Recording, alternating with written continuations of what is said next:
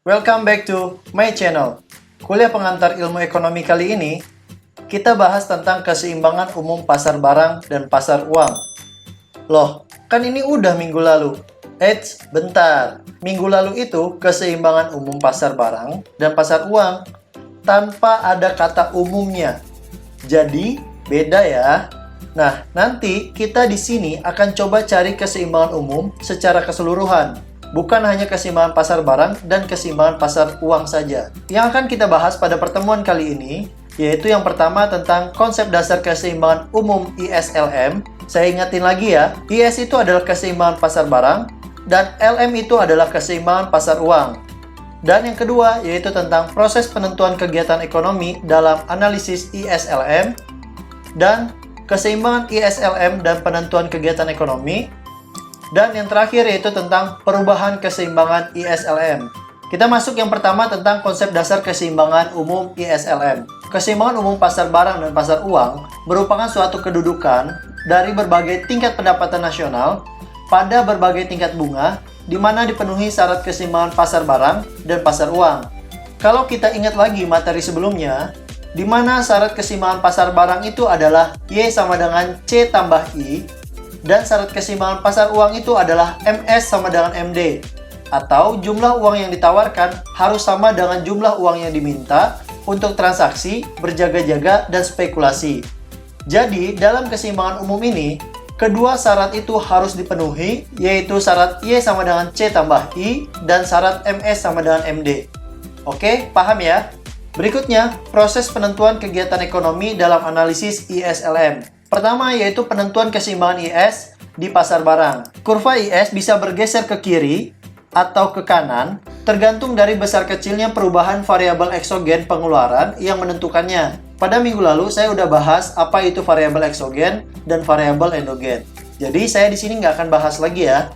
Oke, berikutnya saya akan menjelaskan grafik ini dengan contoh. Jika ada kebijakan pemerintah misalnya menambah pengeluaran untuk subsidi BBM dan subsidi jaminan keamanan sosial masyarakat atau seperti BPJS, serta kebijakan untuk menaikkan gaji pegawai seperti PNS, TNI, Polri, dan lain-lain, maka kurva IS ini akan bergeser ke kanan, yaitu dari IS0 ke IS1.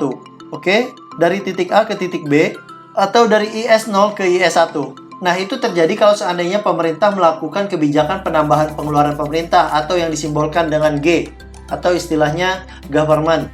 Sedangkan nih, jika ada kebijakan pemerintah yang menurunkan pengeluaran pemerintah, seperti kebijakan pemerintah menaikkan pajak, maka kurva IS itu akan bergeser ke kiri bawah, yaitu dari IS0 ke IS2. Ke sini. Oke, sudah paham ya? Nah, itulah kebijakan yang mempengaruhi pergeseran kurva IS dari IS0 ke kanan ke IS1 ataupun IS0 ke IS2 ke kiri bawah. Oke, sudah paham ya?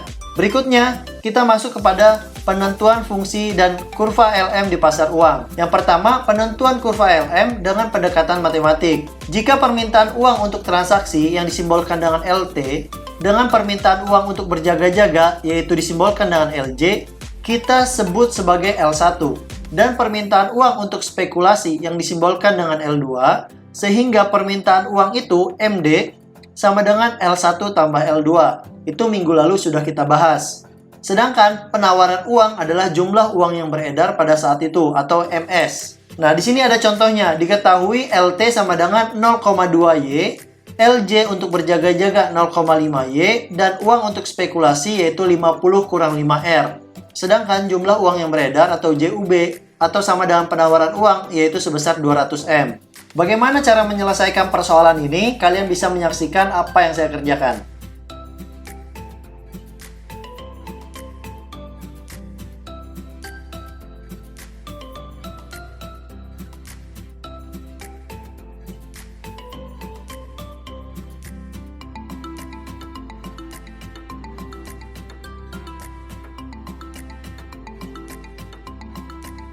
Di sini kita mengetahui bahwa L yaitu L1 tambah L2, di mana L1 merupakan permintaan uang untuk transaksi, kemudian LJ yaitu uang untuk berjaga-jaga 0,15, dan L2 permintaan uang untuk spekulasi.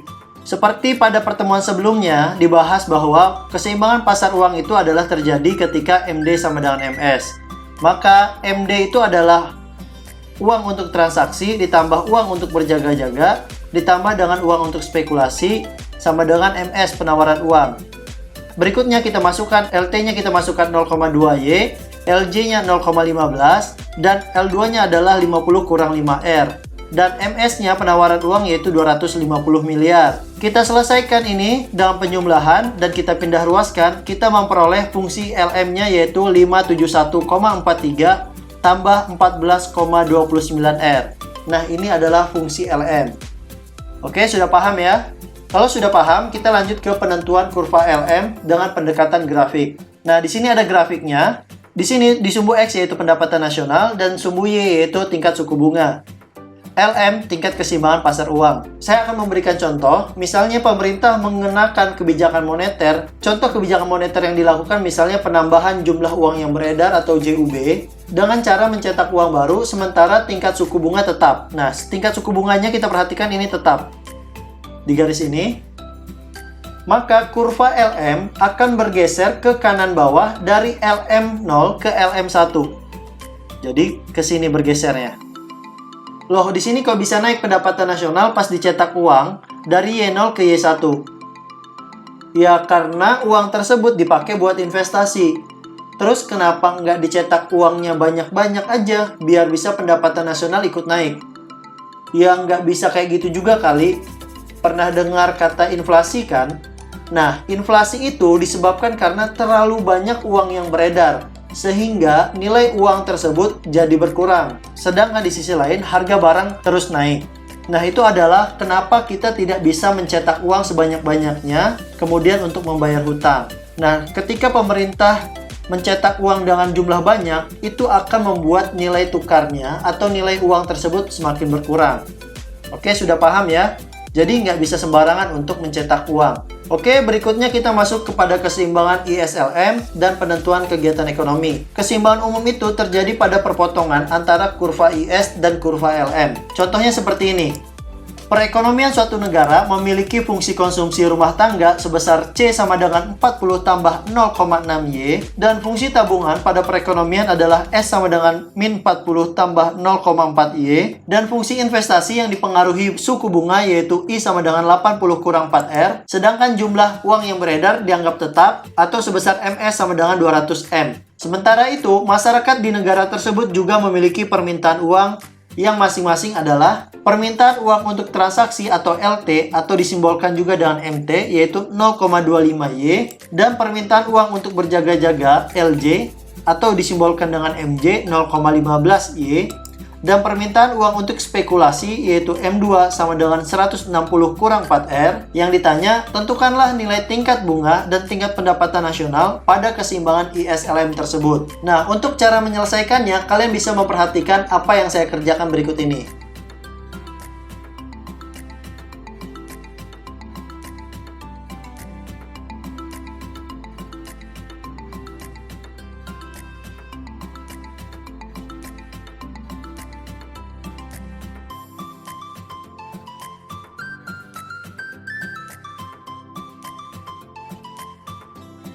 Oke, di sini saya akan menjelaskan dulu. Pertama, cara menyelesaikannya adalah kita mencari dulu fungsi IS-nya, di mana keseimbangan fungsi pasar barang itu adalah Y sama dengan C tambah I.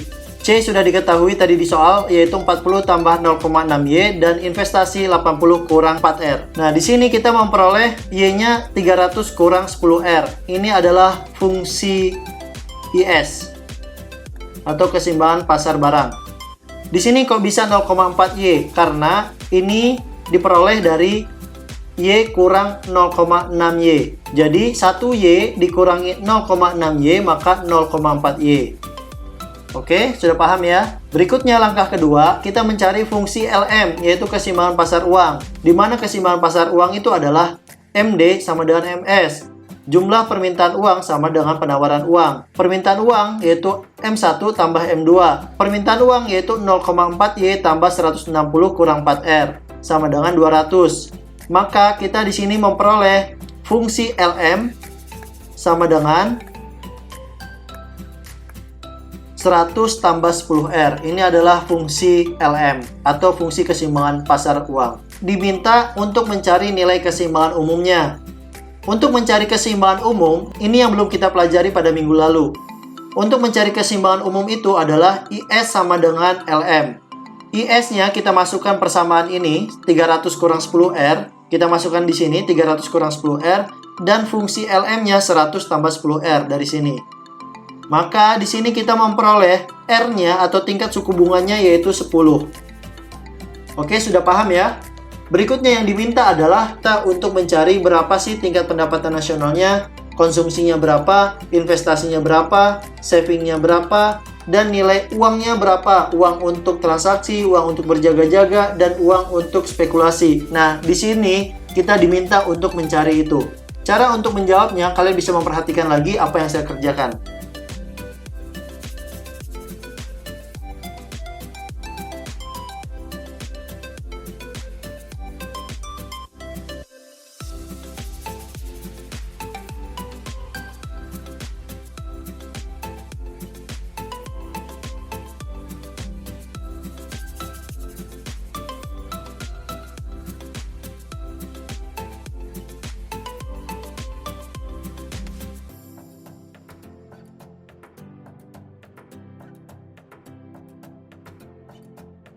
Di sini kita memperoleh nilai Y atau pendapatan nasional itu 200. Kita masukkan 100 tambah 10R ini dengan nilai R yang kita peroleh yaitu 10, maka dapat 200. Kemudian nilai C, nilai konsumsi kita memperoleh nilainya 160. Dapatnya dari 40 tambah 0,6Y. Y-nya kita peroleh dari yang sebelumnya yaitu 200, kita masukkan ke sini maka diperoleh 160. Kemudian nilai investasi sama dengan 180 kurang 4R. Kita masukkan 4R-nya, yaitu 4 kali 10, maka diperoleh besaran investasinya 40, sedangkan saving besaran tabungan yaitu Y kurang C. Maka Y-nya yaitu 200 di sini, kemudian kurang C-nya konsumsi 160, maka diperoleh savingnya 40. Di sini kita juga memperoleh nilai uang untuk transaksi adalah 50. Kita masukkan saja nilai pendapatan nasional tadi 200 dikalikan dengan 0,25. Di sini dapatnya 50. Kemudian untuk uang berjaga-jaga kita memperoleh 30. Dan uang untuk spekulasi M2 kita memperolehnya yaitu 120. Ini 120. Berikutnya, syarat keseimbangan pasar barang dan uang itu adalah syarat yang pertama, I sama dengan S, yaitu tingkat investasi sama dengan saving atau tabungan. Kemudian syarat yang kedua, MD sama dengan MS, atau permintaan uang sama dengan penawaran uang. Kita lihat, kita cek dari yang kita peroleh di atas ini. Di sini I sama dengan S, coba kita lihat nilai investasinya 40 dan savingnya 40. Oke, berarti syarat pertama terpenuhi. Kemudian syarat kedua, MD sama dengan MS. Kita lihat, MD itu adalah permintaan uang untuk transaksi ditambah dengan uang untuk berjaga-jaga ditambah uang untuk spekulasi. Di sini nilainya, kemudian kita jumlahkan, maka ini hasilnya adalah 200. Berarti 200 ini hasilnya sama dengan MS atau penawaran uang. Nilai penawaran uang ini diketahui di soal, sehingga terjadi keseimbangan umum pasar barang dan pasar uang. Oke, sudah bisa memahaminya ya? Nah, berikutnya kita masuk kepada perubahan fungsi keseimbangan ISLM. Di sini terjadinya perubahan keseimbangan nantinya itu disebabkan oleh adanya kebijakan pemerintah, seperti menaikkan pengeluaran pemerintah atau government, atau jumlah uang yang beredar atau disingkat dengan JUB. Contohnya seperti ini. Sebuah negara yang sedang berkembang memiliki kondisi perekonomian sebagai berikut. Fungsi konsumsinya C sama dengan 70 tambah 0,75Y, dan fungsi pajaknya atau taxnya yaitu 80, dan pengeluaran pemerintah sebesar 80 miliar, dan investasi, fungsi investasinya 140 kurang 10R, dan jumlah penawaran uang yaitu 170M, dan permintaan uang di sini dalam fungsi diketahui 130 kurang 10R tambah 0,2Y. Kemudian yang ditanya adalah, pertama, fungsi ISLM keseimbangan dan gambarkan keseimbangan IS0 dan LM0. Berikutnya, pertanyaan yang kedua, jika ada kebijakan pemerintah menaikkan pengeluaran menjadi sebesar 100M, tentukanlah keseimbangan barunya, IS1, LM0. Berarti yang dipengaruhi adalah keseimbangan pasar barang. Kemudian, jika pemerintah ternyata lebih memilih kebijakan moneter dengan cara menaikkan jumlah uang yang beredar, sebesar 30M. Tentukanlah keseimbangan yang baru, IS0 dan LM1. Nah, bagaimana cara menyelesaikannya? Kalian bisa memperhatikan apa yang saya kerjakan berikut ini.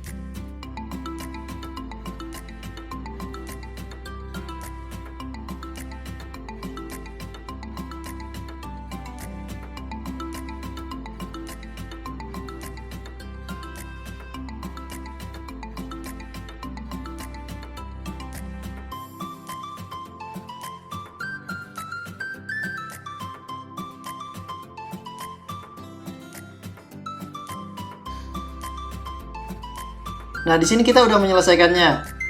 Kita pertama mencari fungsi IS-nya. Fungsi IS yaitu Y sama dengan C tambah I tambah G. Kita memperoleh IS0-nya. Fungsi IS0-nya Y sama dengan 920 kurang 40R. Kemudian kita mencari fungsi LM-nya. MD sama dengan MS. Sama seperti biasa cara mencarinya. Di sini kita memperoleh fungsi LM-nya yaitu 200 tambah 50R. Langkah yang ketiga, kita mencari keseimbangan umumnya, di mana IS0 sama dengan LM0. Ini kita masukkan fungsi IS-nya yang kita peroleh di sini, dan fungsi LM-nya dari sini. Maka kita memperoleh R0-nya itu 8. Tingkat suku bunganya 8. Berikutnya, jika R0 ini 8, tingkat suku bunganya 8, maka Y0-nya yaitu 600. Jadi kita masukkan angka 8 ini ke persamaan Y-nya. Kita memperoleh 600. Terus bagaimana kita membuat sebuah kurvanya? Kita misalkan di sini R-nya 4. Kalau seandainya R-nya 4, maka IS-nya, nilai IS-nya itu 760. Kita masukkan ke persamaan IS yang ada di sini. Kemudian LM-nya itu kita peroleh nilainya 400 kalau seandainya tingkat suku bunganya 4. Nah, berikutnya cara membuat kurva. Kita buat di sini sumbu Y dan sumbu X-nya. Kalau seandainya tingkat suku bunganya 4, maka LM-nya 400 dan IS-nya 760. Kemudian ketika tingkat suku bunga 8, yang di sini R0-nya 8, maka tingkat pendapatan yaitu 600. Maka kita sambungkan dengan titik-titik ini. Titik-titik ini. Ini titik A, ini titik B, nah ini titik E yang kita sebut dengan keseimbangan. Kita buat garisnya seperti ini, kurvanya. Ini adalah LM0 dan yang menurun ini adalah IS0. Oke? Semoga kalian bisa memahaminya ya. Tapi masalahnya, pertanyaannya ada 3. Dan kita baru menyelesaikan 1 pertanyaan. Pertanyaan yang kedua yang harus kita jawab adalah bagaimana kalau seandainya ada kebijakan fiskal dengan cara pemerintah menaikkan pengeluaran dari 80M menjadi 100M. Maka akan menggeserkan kurva IS ke kanan atas. Jadi yang berubah adalah kurva IS, sedangkan kurva LM-nya tetap. Untuk menyelesaikannya, kalian bisa perhatikan yang saya kerjakan berikut ini.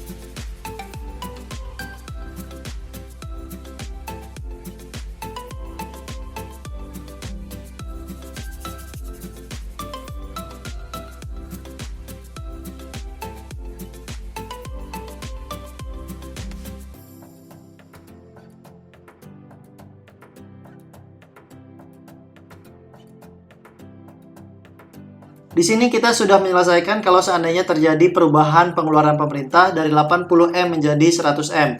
Nah, saya tegaskan lagi yang berubah adalah persamaan IS-nya, sedangkan persamaan LM-nya tetap. Di sini A-nya 70, dapat dari persamaan konsumsi, kalian cek aja di soalnya. Kemudian 0,75 dari persamaan konsumsinya juga.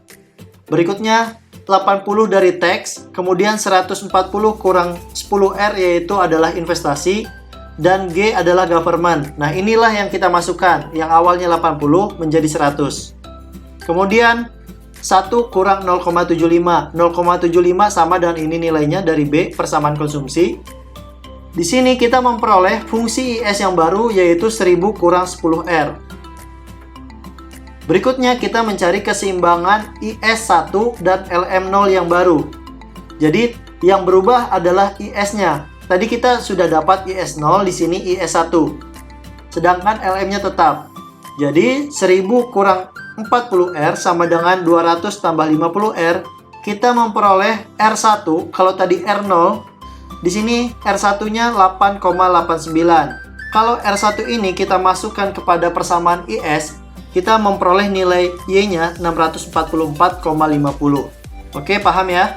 Nah, itu untuk menyelesaikan pertanyaan yang kedua, kalau seandainya terjadi perubahan pengeluaran pemerintah dari yang 80M menjadi 100M.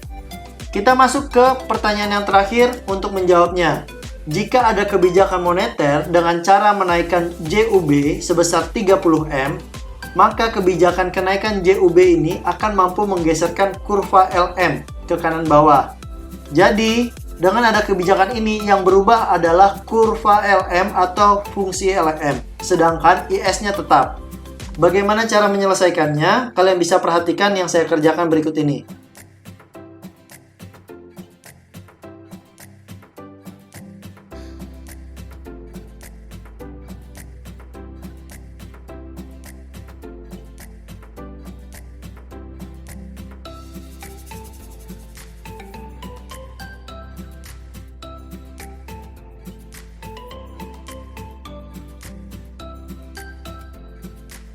Oke, di sini kita sudah menjawab pertanyaan yang ketiga.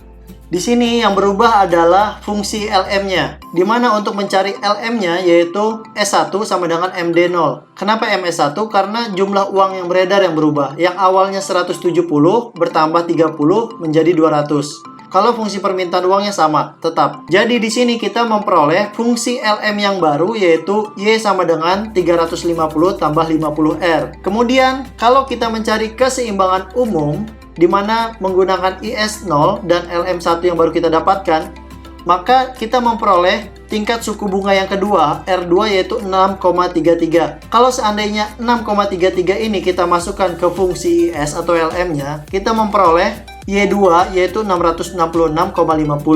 Terus kita di sini juga memperoleh keseimbangan baru.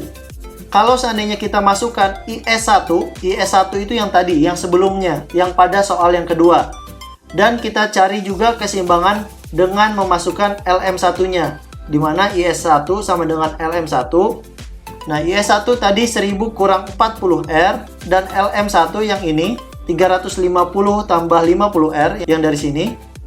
Maka kita memperoleh R3-nya 7,33.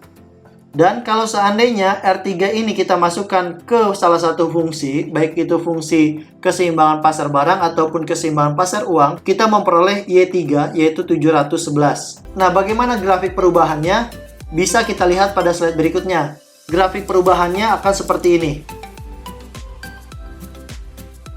Saya akan jelaskan yang pertama. Di sini kita memperoleh R0 dan Y0 itu ketika IS0 sama dengan LM0. Oke. Kemudian R1 dan Y1 ini kita peroleh ketika IS1 sama dengan LM0. Oke. Kemudian yang ini R2 dan Y2 ini kita peroleh ketika IS0 sama dengan LM1. Kemudian R3 dan Y3 ini kita peroleh ketika IS1 sama dengan LM1. Nah, kalau seandainya titik-titik ini kita gabungkan, kita buat dalam sebuah kurva, maka kurvanya akan seperti ini. Saya akan tunjukkan. R0 ini 8%. Berikutnya, ketika R0-nya 8%, maka Y0-nya adalah 600. Berarti ini 600. Selanjutnya, ketika R1-nya 8,89, berarti ini 8,89, maka Y1-nya adalah 644,5. Ini berarti 644,5. Berikutnya, ketika R2 yaitu 6,33, berarti turun ya di sini. Ini 6,33. Itu nilai Y-nya 66,5. Di sini berarti titik temunya. Terakhir, ketika R3-nya 7,22 di sini, 7,22, itu nilai Y3-nya sebesar 711 di sini. Titik ini. Jadi kalau seandainya titik ini digabungkan, nah titik E ini adalah mempertemukan R0 dan Y0. Kemudian titik F mempertemukan antara R1 dan Y1.